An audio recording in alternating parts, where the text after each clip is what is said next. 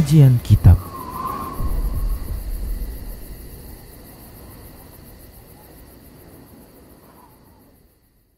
Assalamualaikum warahmatullahi wabarakatuh. Innal hamdalillah nahmaduhu wa nasta'inuhu wa nastaghfiruh wa na'udzu billahi min shururi anfusina wa sayyiati a'malina. May yahdihillahu fahuwal muhtadi wa may yudlil falan tajida lahu waliyyan mursyida. Asyhadu la ilaha illallah wahdahu la syarika lah wa ashhadu anna Muhammadan abduhu wa rasuluh alladzi la nabiyya ba'dah. Wa qala Allah subhanahu wa ta'ala, ya ayyuhalladzina amanu taqullaha haqqa tuqatih wa la tamutunna illa wa antum muslimun. Wa qala azza man qala, ya ayyuhalladzina amanu taqullaha wa qulu qawlan sadida yuslih lakum a'malakum wa yaghfir lakum dhunubakum wa may yuti'illaha wa rasulahu faqad faza fawzan 'azima. Ya ayyuhan nasu taqu rabbakumul ladzi khalaqakum min nafsin wahidah wa khalaqa minha zawjaha wa batha minhuma rijalan katsiran wa nisaa'a wattaqullaha alladzi tasaaluna bihi wal arham innallaha kana 'alaikum raqiba. Amma ba'du, inastaqal hadithi kitabullah wa khairal hadi hadi Muhammad sallallahu alaihi wasallam wa syarrul umur muhdatsatuha wa kullu muhdatsatin bid'ah wa kullu bid'atin dhalalah wa kullu dhalalatin finnar. Kaum muslimin dan kaum muslimat, para pemerhati Roja TV dan pendengar radio Roja dimanapun Anda berada, alhamdulillah wa syukurillah, alhamdulillah kita kembali bertemu dalam kajian menuju negeri abadi. Pembahasan ini masih kita ambil dari kitab Al-Qiyamatul Kubra. Dan alhamdulillah kita sudah sampai di pembahasan ataupun judul terakhir dari kitab ini, yaitu renungan tentang sirat. Sedikit kita ulang terkait dengan sirat, bahwasanya sirat itu hanya dilalui oleh orang-orang mukmin. Adapun orang-orang kafir, mereka sudah lebih dahulu masuk ke dalam api neraka karena mereka mengikuti Tuhan yang mereka sembah. Mereka yang menyembah Lata, Uzza, Manat, maka mereka akan mengikuti Lata, Uzza, Manat ini yang memboyong mereka, yang membawa mereka menuju api neraka. Mereka yang menyembah apa saja semasa di dunia, di mana sembahan itu selain Allah Subhanahu wa taala, maka semua sembahan-sembahan ini akan memboyong mereka, akan menjerumuskan mereka ke dalam api neraka. Adapun orang-orang mukmin, merekalah yang meniti sirat nanti. Sebagaimana yang sudah kita pelajari, bahwasanya ketika titian ini ataupun sirat ini dibentang oleh Allah Subhanahu wa taala di atas neraka, ya, di mana ada di antara kaum muslimin yang dia melintas sangat cepat, sekejap mata sudah sampai ke seberang. Ada yang kecepatannya itu bagaikan kecepatan kilat, ya. Ada yang kecepatannya itu bagaikan kecepatan tiupan angin yang sangat kencang. Ada yang kecepatannya seperti kecepatan kuda dipacu. Ada yang kecepatannya seperti seorang yang sedang berlari cepat. Ada yang mereka berjalan. Ada bahkan mereka yang merangkak. Terkadang terjuntai, terkadang tidak, kadang tersungkur dan seterusnya. Demikian ini. Dan itu semua sesuai dengan amalan yang pernah mereka lakukan semasa di dunia. Dan Rasulullah Shallallahu Alaihi Wasallam menyebutkan bahwasanya sirat ini, Ya, adaqqu minasyair wa ahaddu minas-sayf. Sirat ini lebih halus daripada butiran tepung gandum dan lebih tajam daripada pedang. Dan sebagian orang ada yang mengatakan bahwasanya sirat itu salah satu sifat daripada sirat lebih halus daripada tepung gandum, butiran tepung gandum, dan lebih tajam daripada pedang. Mereka katakan ini bukan makna yang hakiki. Ini makna yang majazi, sebagaimana yang sudah kita sebutkan panjang lebar di kajian yang lalu. Kata mereka bahwasanya ketika Rasulullah Shallallahu Alaihi Wasallam menyatakan sirat itu adaqqu minasyair, adaqqu minasyair, lebih halus daripada tepung gandum, butiran tepung gandum. Kalau kita pernah lihat tepung gandum, dia kan tepung tuh halus ikhwah. Butirannya sangat halus, ya. Jadi dia lebih halus daripada butiran tepung gandum, ya, tepung, dan lebih tajam daripada pedang. Jadi kata mereka ini bukan hakiki, ya. Ini enggak hakiki. Kenapa demikian ikhwah? Alasan mereka karena kalau seandainya memang seperti itulah makna sirat itu lebih tajam daripada pedang, lebih halus daripada butiran tepung. Terus bagaimana dengan orang-orang yang dia lewat lambat sementara orang-orang yang cepat nih bagaimana? Kemudian kan disebutkan dia berjalan, dia disebutkan melintas, dan disebutkan malah ada yang berjalan. Kalau dikatakan berjalan di atasnya, ya minimal dia itu ada space sirat itu, ya paling tidak ada tempat kakinya memijak. Demikian ikhwah, minimal ada tempat kakinya yang memijak. Jadi kalau seandainya tidak bisa kakinya memijakkan di tempat tersebut, menginjak tempat tersebut, meletakkan, seorang yang menyeberang tersebut tidak bisa meletakkan kakinya di situ, ya ini bagaimana mungkin dia bisa berjalan? Nah, demikian ikhwan, dengan berbagai macam alasan akliyah, sehingga mereka katakan makna daripada adaqqu minasyair wa ahaddu minasayf ini makna majazi karena tidak masuk akal. Ikhwan rahimallahu wa iyyakum, jelas ini pendapat yang jelas tertolak. Ya, jelas tertolak. Baik, sebelum kita bahas, ya, ulang pembahasan sedikit. Apa yang jadi kalau diartikan itu bukan makna hakiki, terus makna majazinya apa? Kalau kalian katakan bahwasanya nggak mungkin diartikan makna yang hakiki, karena kalau diartikan benar-benar makna yang hakiki, tidak akan ada orang yang bisa berjalan di atasnya. Oke, terus apa yang kalian maksud dengan makna majazi? Jadi mereka mengatakan bahwasanya yang dikatakan adaqqu minasyair, bahwasanya ini merupakan perintah dari Allah itu kepada malaikat, turun ke malaikat dengan sangat halus, sangat rahasia. Saking rahasianya, saking halusnya perintah Allah kepada malaikat, ya, maka dia disebut dengan lebih halus dibandingkan butiran tepung gandum. Kemudian makna daripada ahaddu minas-sayf, lebih tajam dibandingkan pedang. Makna ini adalah di saat para malaikat melaksanakan perintah Allah tersebut, mereka melaksanakannya dengan sangat cepat. Secepat tebasan pedang. Nah, demikian ikhwah. Jadi itulah takwilnya, yang sebenarnya dari sisi bahasa pun tidak ada makna seperti itu. Ya. Dan kemudian ikhwah rahimanallah wa iyyakum, sering di sini saya ulang, rahimanallah wa iyyakum, bahwasanya masalah gaib itu adalah masalah sekarang tidak bisa dinalar oleh akal kita, tapi bukan berarti mustahil.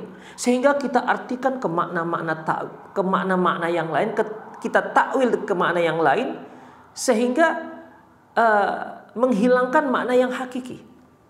Banyak hal sejak kita bicara masalah perjalanan setelah kematian, banyak hal, banyak perkara yang disebutkan oleh Al-Quran dan yang disabdakan oleh Rasulullah Sallallahu Alaihi Wasallam itu tak masuk akal kita, tidak bisa dicerna oleh akal kita. Tapi ingat, tidak berarti kalau kita tidak bisa mencernanya bukan berarti mustahil, nggak akan mungkin terjadi. Demikian ikhwah rahimallahu wa iyyakum. Demikian juga sama dengan masalah sirat. Ketika Anda tidak bisa menalarnya dengan akal Anda sekarang, jangan katakan ini nggak masuk akal. Jangan katakan ini nggak mungkin. Sehingga perlu diartikan ke makna-makna yang lain. Mungkin nggak masuk akal Anda, masuk ke akal kami. Demikian ikhwah. Kalau dikatakan bahwasanya kalau dikatakan bahwasanya orang yang berjalan itu harus ada tempat yang bisa meletakkan kaki. Bukankah kita pernah dan sama-sama kita sudah tahu ada orang yang jalan di tali, ya kan? Itu masih mendingan ikhwah, masih ada orang jalan di tali, ada tempat dia menapak. Burung tak pakai tapak lagi, dia terbang tanpa ada harus menapakkan kakinya. Demikian ikhwah, manusia yang tadinya nggak bisa terbang sekarang bisa terbang dengan sebuah peralatan. Suatu hal yang sebenarnya tak masuk akal. Demikian ikhwah, dari masalah-masalah seperti ini ya kita katakan sami'na wa amanna, kami mendengar dan kami beriman dengan hal itu. Tidak boleh kita mentakwil ke makna yang lain. Kalau makna yang hakiki itu memang benar-benar masih memungkinkan. Ya, masih memungkinkan. Demikian ikhwah rahimanallahu wa iyyakum. Mungkin salah seorang kita pernah melihat ada orang yang bisa terbang. Ada orang yang bisa jalan di air. Loh, bisa saja kalau ada dibantu jin bisa. Artinya itu suatu hal yang mudah. Wa ma dzalika 'ala Allahi bi'aziz. Yang demikian itu sangat mudah bagi Allah Subhanahu wa taala. Jangankan jembatan yang lebih halus daripada butiran tepung dan lebih tajam daripada pedang, tak pakai jembatan pun Allah bisa melintaskan orang-orang ini. Bisa melintaskan manusia. Tak usah pakai jembatan. Kalau tak pakai jembatan Allah bisa membuat manusia itu melintas. Apalagi ada jembatannya ikhwah. Kita pernah bicara tentang masalah hisab. Siapa saksi-saksi kita ikhwah? Siapa yang bersaksi pada diri kita? Tangan kita, kaki kita, kemudian kulit kita. Itu bersaksi semua. Masuk ke akal kita nggak sekarang kulit bicara, kaki bicara, kemudian tangan berbicara, memberikan saksi apa yang kita lakukan. Bahkan bumi tempat kita berpijak akan melaporkan setiap tingkah laku kita semasa kita hidup di atasnya.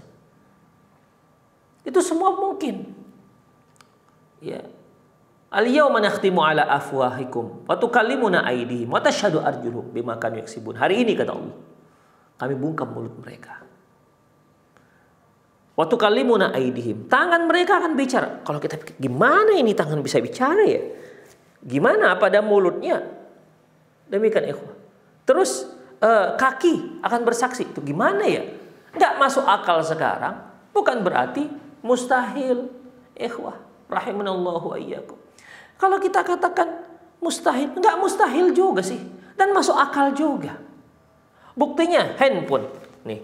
Handphone mana mulutnya, di mana bisa dia ngomong. Bahkan kita bisa bicara dengan dia. Ini 30 tahun yang lalu suatu hal yang sangat mustahil. Demikian. Kita berkomunikasi dengan benda yang sangat kecil dan bisa dibawa-bawa. Tapi ternyata tidak mustahil. Demikian ikhwah rahimanallah. Demikian juga halnya dengan sirat. Ya ikhwah azallah. Baik. Kalau kita katakanlah oke, Anda mengatakan yang dikatakan lebih halus daripada butiran tepung itu adalah perintah Allah kepada malaikat yang sangat halus.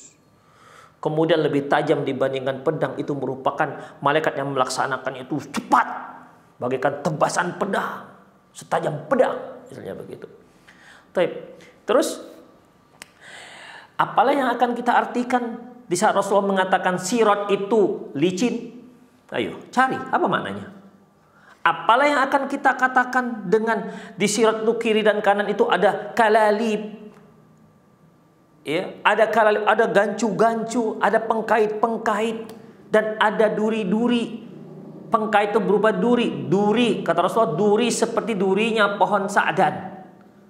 Apalah harus dihatikan itu kalau nggak dihatikan dengan yang hakiki. Demikian ikhwah, Anda takwil lah itu. Apa makna duri sa'dan? Anda takwil lah apa yang dikatakan gancu-gancu itu. Demikian ikhwah, rahimanallahu wa iyyakum, dengan yang halus perintah Allah dan cepatnya malaikat melaksanakan perintah itu. Coba, silakan Anda korelasikan dengan makna-makna ini. Ikhwah, sulit, ya, sulit. Tidak bisa kita artikan kecuali makna yang hakiki sebagaimana yang telah kita sebutkan secara panjang lebar di kajian yang lalu. Kemudian ikhwah rahimanallahu wa iyyakum, kita sampai pada penghujung, ya, penghujung buku ini. Buku Al-Qiyamatul Kubra, yaitu Idatul Murur ala Sirat. Renungan tentang sirat. Artinya renungan bagi orang-orang yang melintas di atas sirat. Ini penulis menyebutkan perkataan Imam Qurtubi. Apa kata Imam Qurtubi rahimahullah? Perhatikan.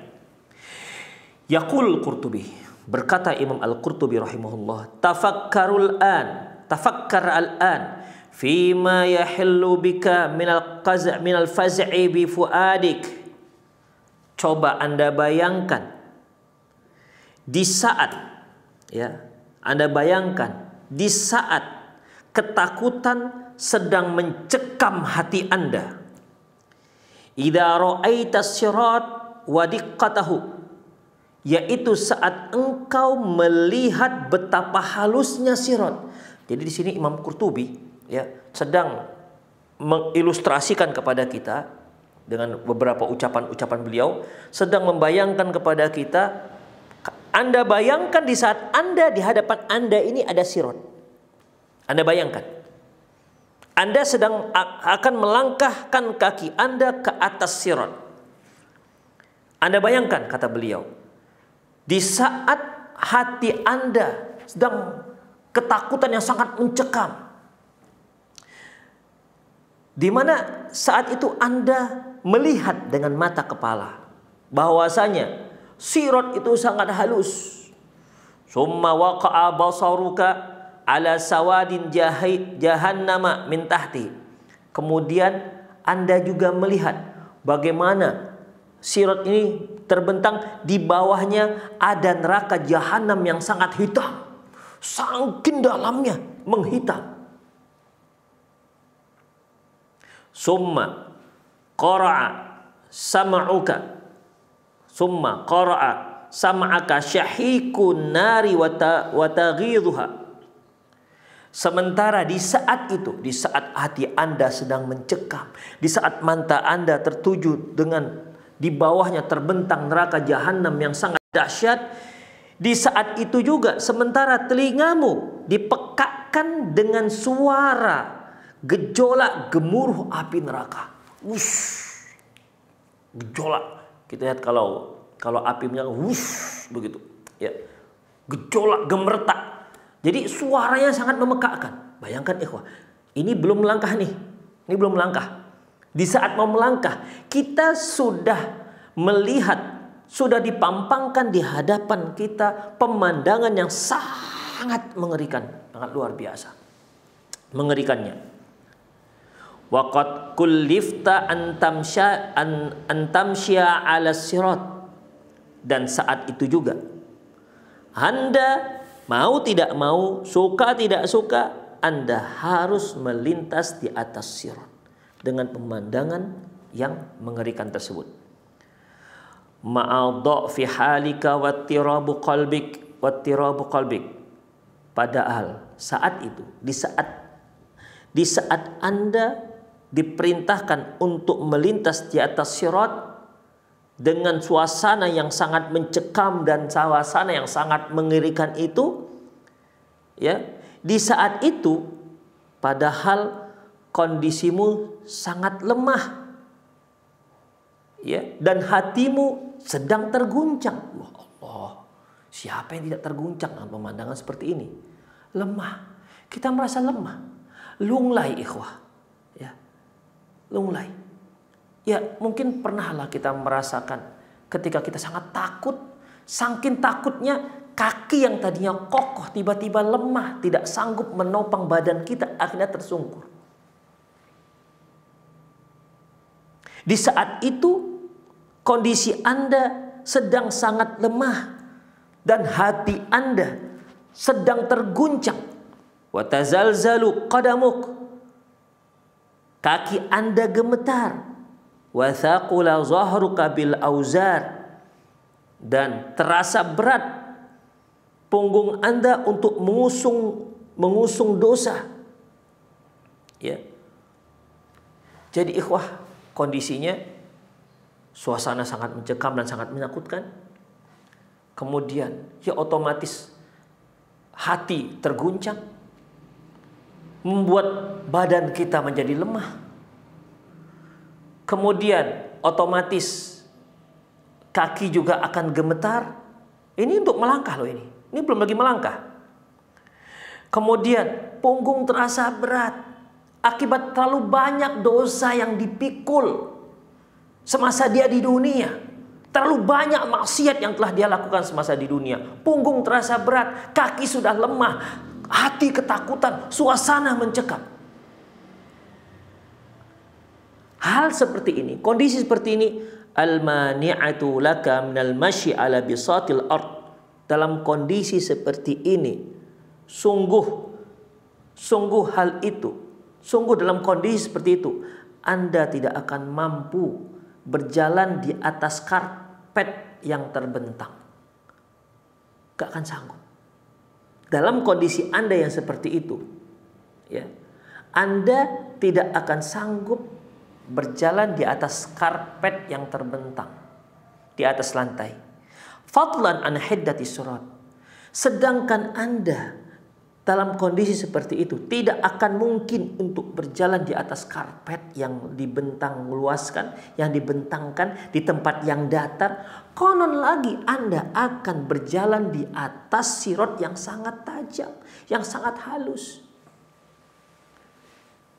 Maksud penulis ini ikhwah, kita takut, suasana sangat luar biasa mencekam, hati terguncang, kaki gemetar, tubuh melemah. Dalam kondisi seperti ini kita nggak akan mampu berjalan. Tak akan mampu berjalan. Bahkan di tempat yang paling nyaman sekalipun, tak akan mampu kita berjalan. Terus bagaimana kondisinya di saat itu? Mau tidak mau kita harus berjalan di atas sirot yang sangat tajam dan yang sangat halus. Wala haula wala quwata illa billah. Gak terbayangkan ikhwah. Kemudian, fa kaifa bika idza wada'ta alaihi ihda rijlaik. Kamu bayangkan lagi bagaimana dirimu ketika engkau pertama sekali meletakkan sebelah kakimu ke sirot. Ya, ini kan masih sebelum melangkah nih. Nah, sekarang Anda bayangkan lagi. Di saat Anda mulai meletakkan sebelah kaki Anda di atas sirot. Wa ahsasta bihiddatihi. Dan di saat itu Anda akan merasa sakitnya kaki Anda. Karena apa? Anda sedang meletakkan kaki Anda di sirot yang tajamnya lebih tajam dibandingkan pedang. Anda rasakan sakitnya. Namun begitu pun, wattararta ila antarfa aqdamaka tsani. Namun begitu pun Anda harus angkat kaki Anda yang sebelah lagi untuk melangkah ke depan. Anda bayangkan tuh gimana rasanya. Dengan suasana yang mencekam itu, yang sangat menakutkan itu, dalam kondisi kaki kita lemah. Wal khalaiqu baina yadayka yazilun. Sementara di hadapanmu, ya, sementara orang-orang berjatuhan di hadapanmu. Artinya di saat kondisi seperti itu, Anda langsung menyaksikan bagaimana banyaknya orang-orang yang berjatuhan ke dalam api neraka. Di saat pertama kita melangkahkan kaki di sirat, terasalah bagaimana sakitnya meletakkan kaki di atas sirat karena sangat tajam. Begitupun Anda mau tidak mau, suka tidak suka, Anda harus angkat kaki Anda yang sebelah lagi dan bertumpu pada kaki yang sudah diletakkan di atas sirat yang tajam tersebut. Begitupun dah saat itu Anda lihat langsung bagaimana orang-orang yang ada di hadapan Anda itu berjatuhan masuk ke dalam api neraka.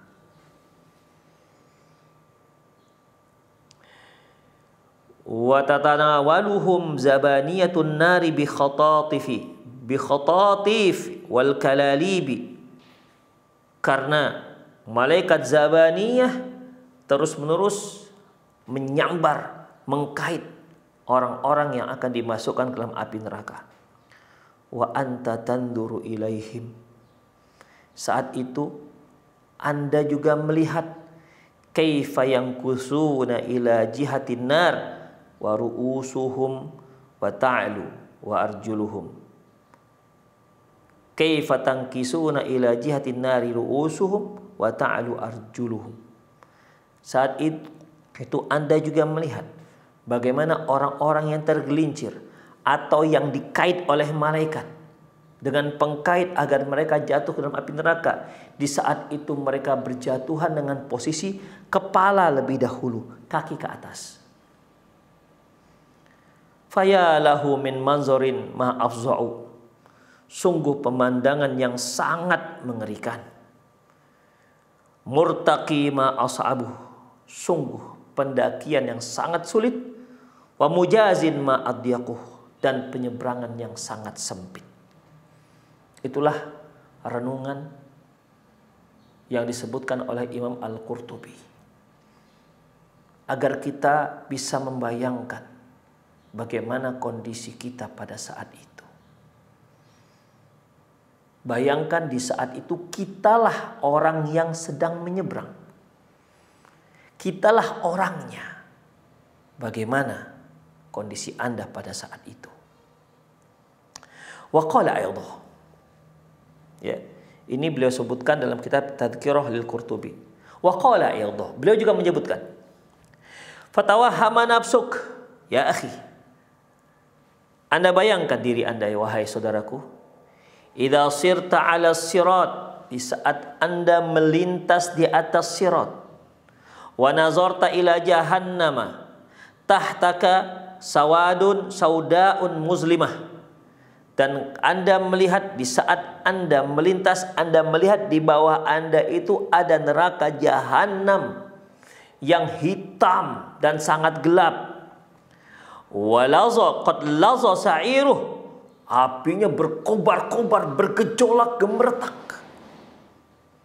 Wa ala lahibuha, walaza sa'iruha wa ala lahibuha, apinya berkobar-kobar dan kemudian panas asapnya menyambar-nyambar. Ikhwah, sebagaimana yang sudah kita maklumi, kalau kita hidupkan kompor, walaupun api tak terkena, tapi panas lidah api itu juga tidak kalah panasnya. Bahkan bisa lebih panas ketimbang apinya. Bayangkan, seorang yang melintas di api neraka jahanam, di atas neraka jahanam, dia melihat api yang berkobar-kobar, kemudian lidah apinya itu menyambar-nyambar. Rasa panas yang luar biasa. Ikhwah, sebagaimana sabda Nabi SAW, bahwasanya panas api di dunia itu hanya 1% dari 99% panas apinya neraka. Sepanas-panas api yang ada di dunia bisa mencairkan besi atau mencairkan apa saja. Itu ternyata hanya 1% dari panasnya api neraka. Coba kita bayangkan. Begitu panasnya kompor. Dan itu hanya 1%. Begitu panasnya api yang bisa mencairkan besi itu hanya 1%. Dan neraka itu sekitar 99%. Bagaimana lidah apinya? Dan saat itu kita melihat di atasnya, kita melihat ke bawah, bagaimana dahsyatnya neraka jahanam dan apinya menyamar-nyambar. Bagaimana kondisimu pada saat itu wahai manusia? Kata Imam Al-Qurtubi. Wa anta tamshi ahyanan wa tazhafu ukhra. Anda terkadang harus berjalan, terkadang harus merangkak, takut jatuh. Demikian ikhwah. Qala, berkata seorang penyair. Apa katanya? Abad nafsi tatuba fama ihtiyali bal barzal ibadu ladai jalali. Sungguh diri enggan untuk bertaubat, lantas nanti alasanku apa saat hamba menghadap Allah yang Maha Kuasa. Wa qamu min kuburihim sukara bi auzarin ka'amthal jibali. Mereka bangkit dari kuburannya dalam keadaan mabuk dan bingung, membawa dosa-dosa bagaikan sebesar gunung. Wa qad nasaba as-sirata wa qad nisba as-siratu kay tajuzu faminhum may yakubbu 'ala shimali. Sungguh sirat sudah dibentangkan agar untuk dilewati. Di antara mereka ada yang jatuh dari sebelah kiri. Wa minhum may yasiru lidaril adan. Di antara mereka ada yang berjalan dan berhasil sampai ke surga. Talaqqahul araisi bil ghawali. Dia disambut para bidadari yang cantik dan nilainya tiada tara. Wa yaqul lahul muhaimin ya wali ghafartu laka adz-dzunub fala tubali. Allah berkata, wahai kekasihku, aku telah ampunkan dosamu dan jangan indahkan, dan silahkan untuk diindahkan. Wa qala akhar, yang lain juga mengatakan, idza maddas siratu ala jahimi, apabila sirat sudah dibentangkan di atas neraka, tasulu alal usati tastatilu, membakar pelaku dosa dan orang-orang yang durhaka. Faqaumun fil jahimi lahum thubur, dan suatu kaum yang masuk ke dalam neraka mereka peroleh sengsara. Wa qaumun fil jinani lahum maqilu wa hum maqilu, dan kaum yang masuk surga peroleh bahagia. Wa banal haqqu wa kashafal mughatta, dan kebenaran telah nyata dan tabir pun telah terbuka. Wa talal wailu wattasalal uwaili, dan ratapan terus-menerus menerpa ditambah dengan sengsara yang tiada tara. Itulah syair yang disebutkan oleh penulis terkait dengan sirat, dan itu merupakan bab pembahasan yang ke-7, pembahasan yang terakhir yang disebutkan oleh penulis, yaitu Syekh Profesor Dr. Umar Sulaiman Abdullah Al-Asqar dalam kitabnya Al-Qiyamatul Kubra. Demikian ikhwah rahimani Allah wa iyyakum. Semoga Allah Subhanahu wa taala memberkati kita. Semoga Allah Subhanahu wa taala mengampunkan dosa penulisnya dan dosa-dosa orang tuanya, keluarganya, dan juga demikian untuk kita dan keluarga kita, dan mengumpulkan kita semuanya dalam surga kelak. Dan insya Allah pada pertemuan yang akan datang saya akan ringkas isi kitab yang telah kita baca dari awal sampai akhir.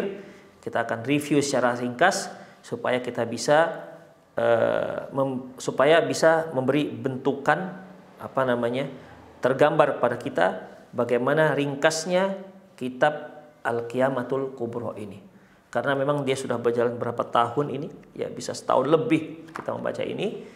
Mungkin pembahasan-pembahasan yang lalu itu sudah lupa. Jadi insya Allah pada pertemuan yang akan datang kita akan sebutkan secara ringkas dan sangat ringkas agar kita bisa mengetahui secara global apa isi kitab ini.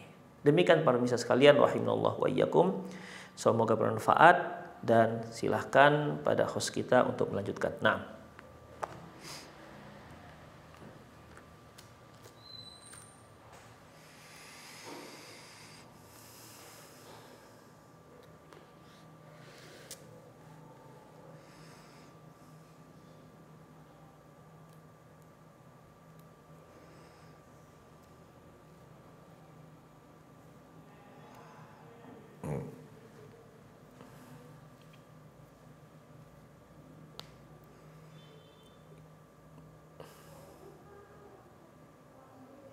Baik.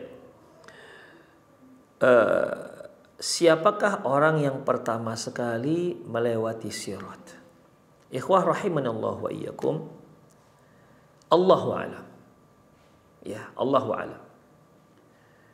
Saya tidak disebutkan dalam kitab ini dan juga saya tidak membacanya. Tidak mengetahuinya siapa yang pertama sekali. Adapun siapa yang pertama sampai ke haud, telaga yang telah kita bahas, itu sudah jelas disebutkan Rasulullah SAW. Ana faratukum al-haud. Aku adalah orang yang paling pertama sampai ke haud, baru ke telaga, baru kemudian orang-orang mukmin. Demikian juga orang yang pertama masuk ke surga itulah Rasulullah SAW. Penduduk surga tidak akan bisa masuk surga kecuali dengan syafaat Rasulullah SAW, di mana beliau mohon kepada Allah untuk dibukakan pintu surga. Beliaulah yang orang yang pertama mengetuk pintu surga dan penjaga pintu surga bertanya siapa. Rasulullah menyebutkan namanya dan kata penjaga pintu surga, untuk Anda pintu ini dibuka. Itu disebutkan. Namun siapakah orang yang pertama sekali meniti sirat? Apakah dia adalah Rasulullah Sallallahu Alaihi Wasallam? Apakah yang meniti sirat itu adalah orang-orang yang paling cepat duluan apa ya? Ya, ini kalau pakai logika ya. Sebab kalau seandainya yang berjalan duluan, kalau yang kencang-kencang ini gimana? Ya, kalau yang menyeberang yang cepat tuh gimana? Apakah pertama itu yang paling kencang? Demikian. Kalau seperti itu logikanya, ya pasti Rasulullah yang pertama. Karena beliau yang paling kencang di antara seluruh makhluk. Di atas seluruh makhluk Rasulullah yang paling kencang. Karena beliaulah Sayyidul Anbiya, pemimpin para nabi wal mursalin dan para rasul. Sayyidul waladi Adam, pemimpin anak Adam. Dialah yang memberikan syafaatul uzma seperti yang telah kita bahas, di mana di saat manusia berada di padang mahsyar belum juga sedang menunggu keputusan Allah Subhanahu wa taala, sedang menunggu persidangan Allah Subhanahu wa taala. Rasulullah lah sallallahu alaihi wasallam yang datang ke hadapan Allah, kemudian sujud dan memuji Allah Subhanahu wa taala hingga Allah mengatakan, "Ya Muhammad, ilfa' ra'sak." Ya Muhammad, angkat kepalamu. Sal tu'ta. Mintalah akan diberikan, diperkenankan permintaanmu. Washfa' tu syafa'. Mintalah syafaat, maka kami akan izinkan engkau untuk memberi syafaat. Demikian. Itu Rasulullah SAW. Taib, apakah beliau yang pertama? Allahu a'lam bishawab. Ya, Allahu a'lam bishawab. Namun kalau kita lihat dari kisah dari mulai mahsyar, kemudian menuju haud, kemudian sirat sampai di surga, sepertinya sih Rasulullah SAW. Tapi kan bagaimanapun kita tidak bisa berbicara tentang masalah gaib, apalagi masalah akhirat, kecuali dengan adanya hadis Rasulullah SAW yang menginfokan. Kalau seandainya tidak ada atau minimal kita belum tahu, maka kita hanya bisa katakan Allahu a'lam bissawab. Nah. Syukran jazakumullah khairan wa barakallahu fiik Ustaz atas jawabannya, semoga bermanfaat bagi penanya. Selanjutnya yang Anda bagi ingin bertanya, silahkan dapat menghubungi layanan telepon di 0218236543 atau melalui pesan singkat di 0819896543. Pertanyaan selanjutnya akan kita angkat di layanan telepon. Halo. Halo, assalamualaikum Pak Ustaz. Waalaikumsalam warahmatullahi wabarakatuh. Dengan Bapak siapa, ada di mana Pak? dengan Ismail di Kecamatan Lapariaja, Desa Patukulimpoe, Dusun Tompong, Bone, Sulawesi Selatan. Silakan bertanya, Pak. Tadi disebutkan bahwa bayangkan kalau antum berjalan di atas sirot dan kaki Anda sangat sakit saking tajamnya sirot itu. Nah, apakah orang-orang yang baik amalnya nanti di hari kiamat, apakah juga akan merasakan sakit pada saat melintasi Shiratal Mustaqim, atau hanya orang-orang yang akan masuk neraka yang merasakan sakit pada kakinya pada saat melangkahkan kakinya di atas Shiratal Mustaqim? Nah, itu pertanyaan yang pertama.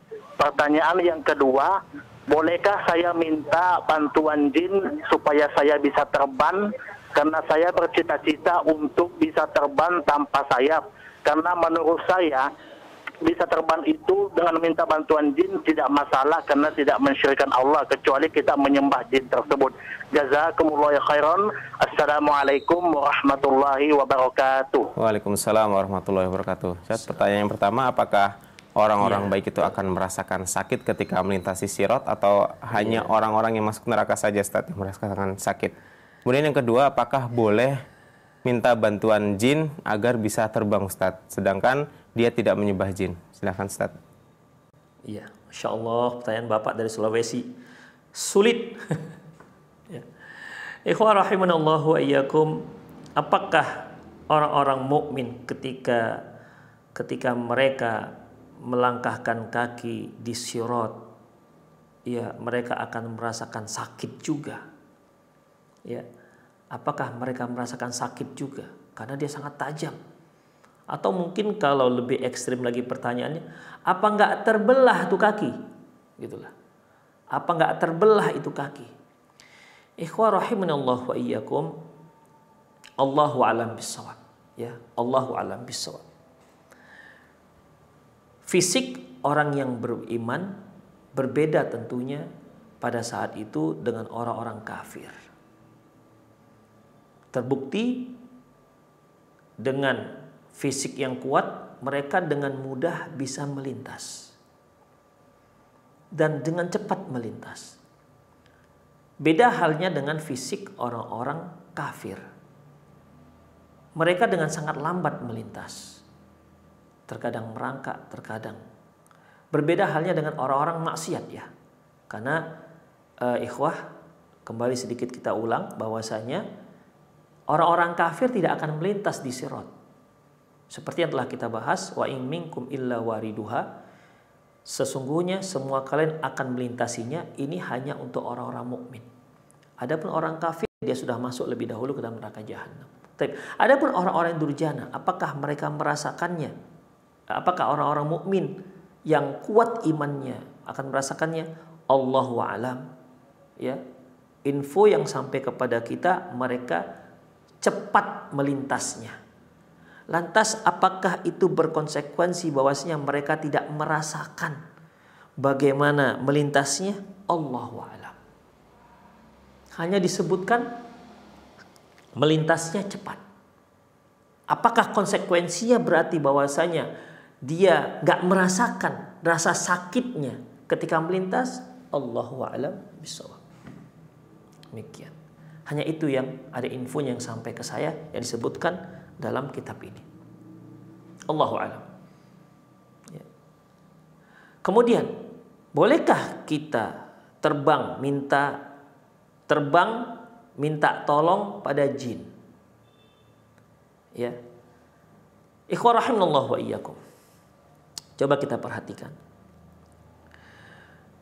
Pada dasarnya yang tidak dibolehkan itu adalah jika seorang berteman dengan jin dan dia memenuhi syarat-syarat jin ini. Dan umumnya syarat-syarat jin itu agar dia mau berkhidmat kepada manusia, syarat-syarat yang menjerumuskan manusia kepada kekufuran. Demikian. Ya, yang menjerumuskan manusia pada kekufuran.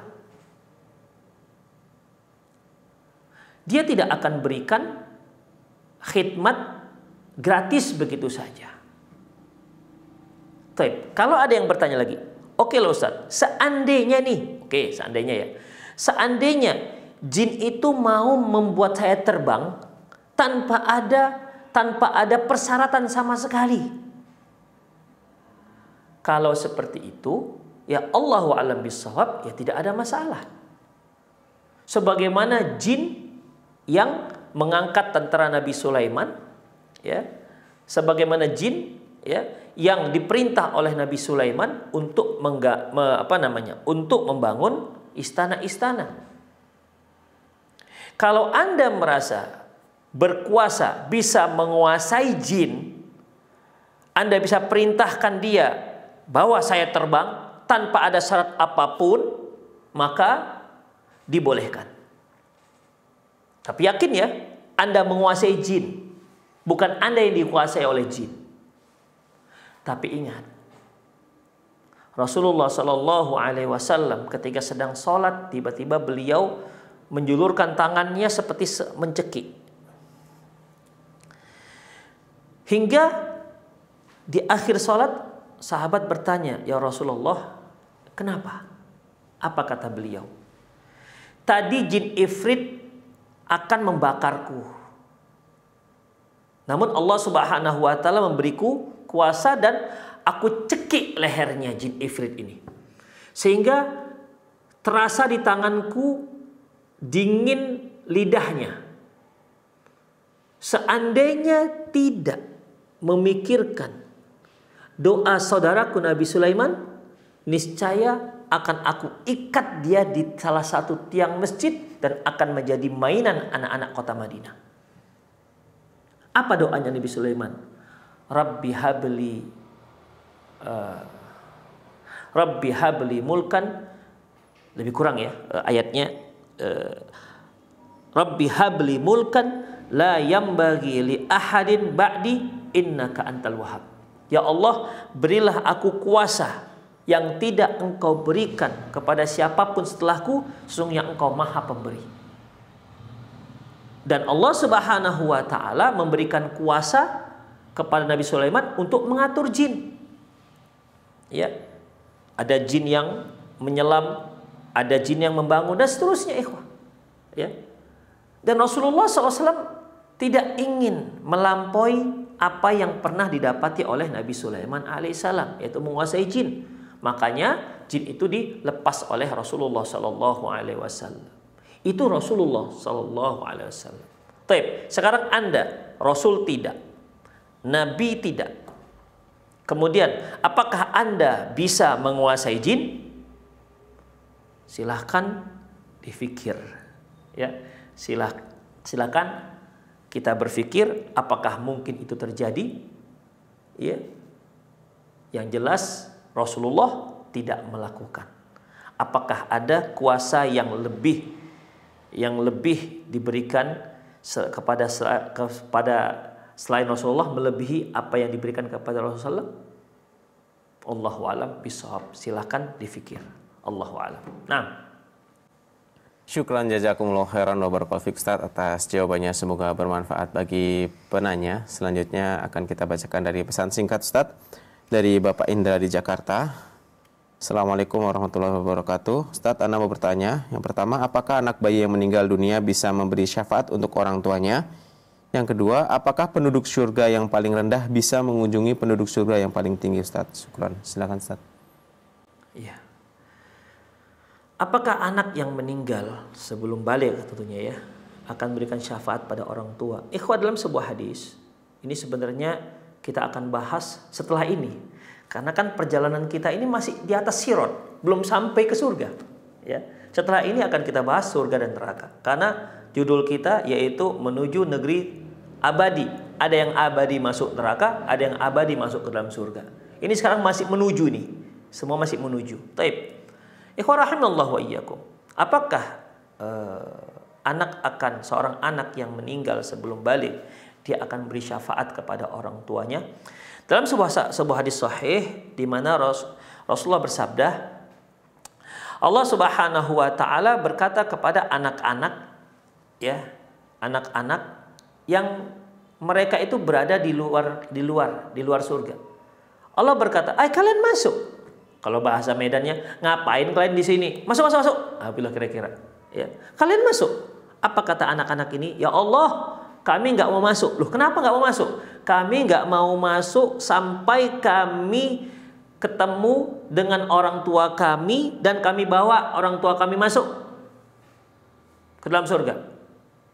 Apa kata Allah? Ya sudah, bawa orang tua anak kalian masuk. Akhirnya dibawalah orang tua anak-anak yang meninggal ketika belum balik ini, mereka lah yang membawa orang tuanya ke dalam surga. Demikian. Ini merupakan satu syafaat. Syafaat anak yang belum meninggal, belum balik.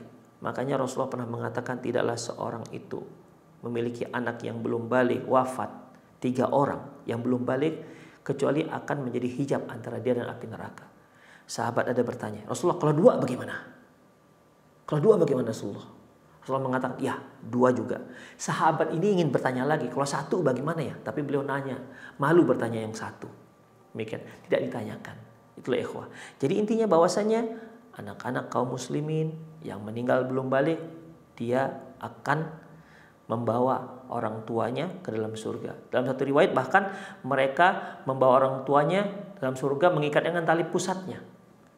Demikian ikhwah. Allahu a'lam bishawab. Itulah berupa syafaat yang diberikan anak yang belum balik kepada yang meninggal sebelum balik kepada orang tuanya.